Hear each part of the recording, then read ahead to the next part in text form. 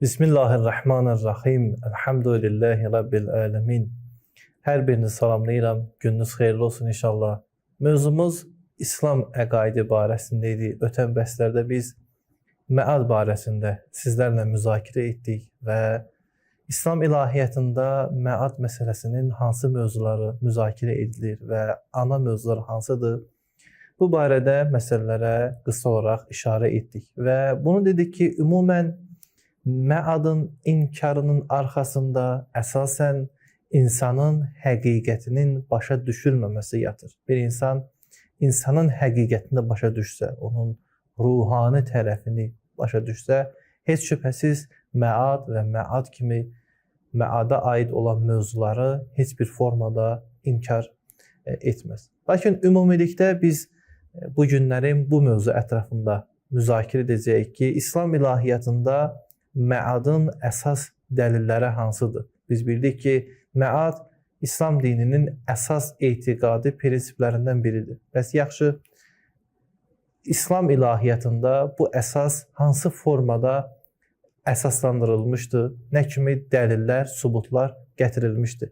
Təbii olaraq biz bu dəlilləri geniş formada da müzakirə edə bilərik, qısa olaraq da və vaxtı nəzərə alaraq biz ümumi gətirilən dəlilləri sizlərə təqdim edəcəyik.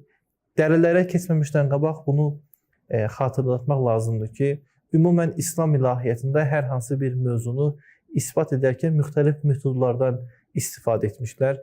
Bu məsələyə əvvəllər də toxunmuşduq və demişdik ki, İslam ilahiyyatında ümumi mənada metodlar iki formadadır. Birinə rasional və yaxud əqli metodlar deyilir. Yəni burada əsas məntiqi və əqli və yaxud fəlsəfi arqumentlər əsasında hər hansı bir mövzu sübut olunur. İkincisinə nəqli və yaxud səm'i dəlillər deyilir. Bunu Quran ayələrinə, rəvayətlərə əsasən müəyyən bir mövzu isbat olunur.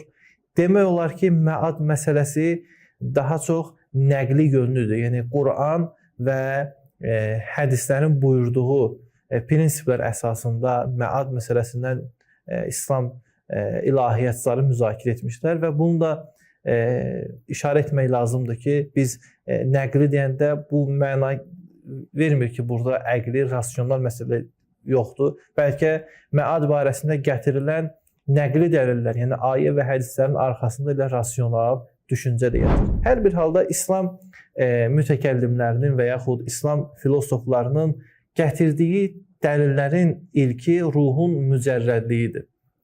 Biz ötən bəhsdə də bu məsələyə müzakirə etdik ki, bir halda ki, ruh mücərrəddir, mücərrəd maddənin aradan getməsi ilə, maddənin itməsi ilə aradan getmir və o həmişə qalır və maddəsiz də öz həyatına, varlığına edə bilir, davam etsin. Bu əsasda biz sübut etdik ki, insanın ruhu var və ruh mücərrəddir.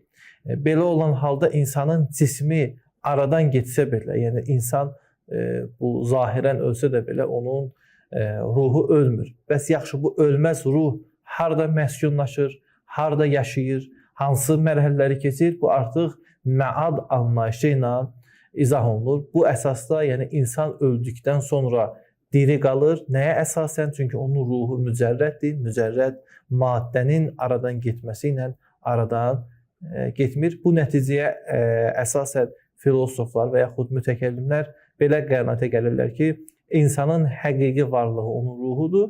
Ruh maddi olmadığı üçün ölüm onu aradan aparmır və yaxud ölməklə aradan getmir.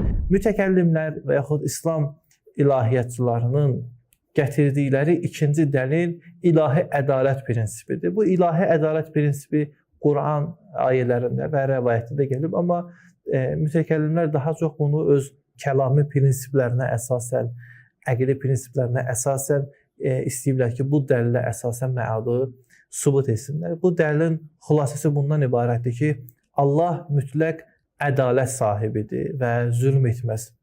Yəni biz Allahı adil olaraq tanıyırıq. Adil, Allahın ədaləti elə bir formadadır ki, zərrə qədər heç bir məxluqa, heç bir yaranmışa zülm etməz. Amma biz görürük ki, bu dünyada insanların əməllərinin nəticəsi həmişə tam şəkildə həyata keçirilmir. İstər zalım öz zülmünün müqabilində tam olaraq əvəz almır və eyni zamanda məzlum öz məzlumluğuna görə müəyyən bir hesaba çatmır. Buna əsasən, yəni bu dünyada biz görürük ki, iki tip insanlar olur. Biri salih insanlar, bir də zalim insanlar. Salihlər öz əməllərinin həqiqi mükafatına çatmır. Zalimlar da öz əməllərinin həqiqi cəzasına çatmır. O biri tərəfdən də biz Allahı adil olaraq qəbul edirsə, Allah ədaləti vadar edir ki, bunların öz salihi öz mükafatına, kafiri, zülümkarı öz cəzasına çatdırsın. Bu dünyada da baxırıq ki, ümumiyyətlə bəzi mükafatlar, bəzi cəzalar edə bilməz tam olaraq reallaşsın. Təsəvvür edin ki, bir insan 10 nəfəri güllələyib, öldürüb və yaxud partladıb. İndi 10 dənə bu can alıb. Yəni 10 dənə şəxsə, ayrı-ayrı şəxslərə zülm edib. İndi bunu əgər məsələn qisas da olsa belə 10 nəfərdən biri bunu öldürəcək. 9-un yenə də burada onlara olunan bu zülm yerdə qalacaq. Demək, ilahi ədalət tələb edir ki, adətlə bu kiçik bir zülmün cəzasını tamlığı ilə versin. Yəni 9 dənə canı aldığı üçün 9 dəfə bunun gələ canlı qisas olar. Bu təbii olaraq bu dünyada gerçəkləşə bir məsələ deyil. İslam ilahiyyələri bu prinsipə əsasən, Allahın ədalət prinsipinə əsasən deyirlər ki, mütləqdir ki, məad olmalıdır, insanlar öldükdən sonra dirilməlidirlər və salihlər həqiqi mükafatlara çatmalıdırlar, zalimlar isə öz cəzalarına çatmalıdırlar. Quran-ı Kərimdə bu dəlillərdən başqa digər dəlillər də var. Onlardan biri Allahın mütləq qüdrət sahibi olmaqdır. Bilirsiniz ki, Quran-ı Kərimdə bir çox ayələr gəlib Peyğəmbərə və yaxud müminlərə istehzanla deyirlər ki, bu sümükləri kim dirildəcək qiyamət günü, bunlar necə dirildəcək, bunlar torpağa bulaşıb və s. falan. Bunlar əslində məadı inkar etmirlər, mümkünsüz bilmirlər. Bəlkə biraz bunu öz düşüncələrinə uyğun bilmirlər. Və Quran-ı Kərim bu prinsipi deyir ki, bunları o şəxs dirildəcək ki, elə bunları yaradıb. Yəni, insan düşünəndə ki, bir şeyi ilk dəfə yaratmaq çətindir də, yaranmış bir şeyi yeridən yaratmaq daha asandır. Quran bu prinsipə əl qoyur. Deyir ki, siz necə yaradılışı görürsünüz və bu yaradılışın ikinci dəfə baş verəcəyinə siz şəkk edirsiniz. Yəni, bunlar Allahın qüdrətini dərk etmirlər. Quran-ı Kərim Allahın mütləq qüdrət sahibi olaraq vəsf edir və Allahın mütləq qüdrət sahibi bunu tələb edir ki, o necə əvvəl yaratmışdı, ikinci dəfə yenə yaratsın.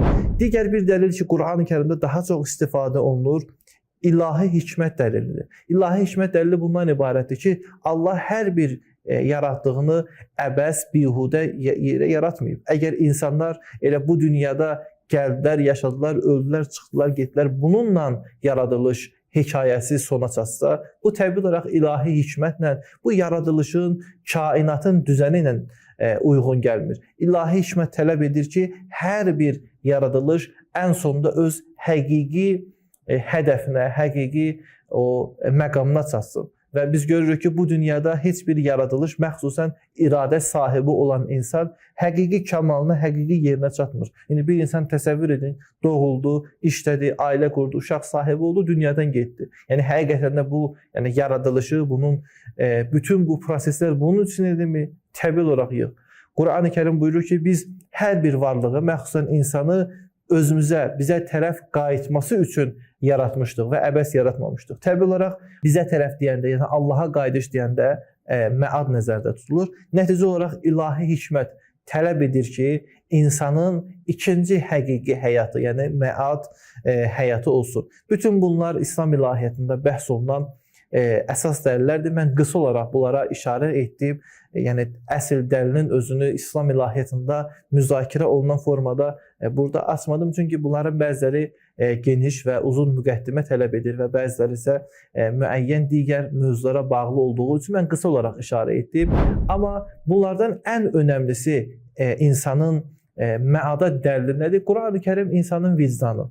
İnsan öz vicdanına, öz o daxili hisslərinə, duyğularına baxdıqda ölməməzlik, əbədilik sevgisi insanın varlığında var. İnsan görür ki, hər bir şey əbədi deyil, hər bir şey sonda həlak olur. Bəs bu his nədir? Həmin bu his Allahın ona məada vicdanən, fitrətən buyurduğu, ilham etdiyi bir məsələdir və bütün bunlar bir daha göstərir ki, məad insanın həqiqi həyatı, insanın həqiqi yaşam sürdüyü bir yerdir.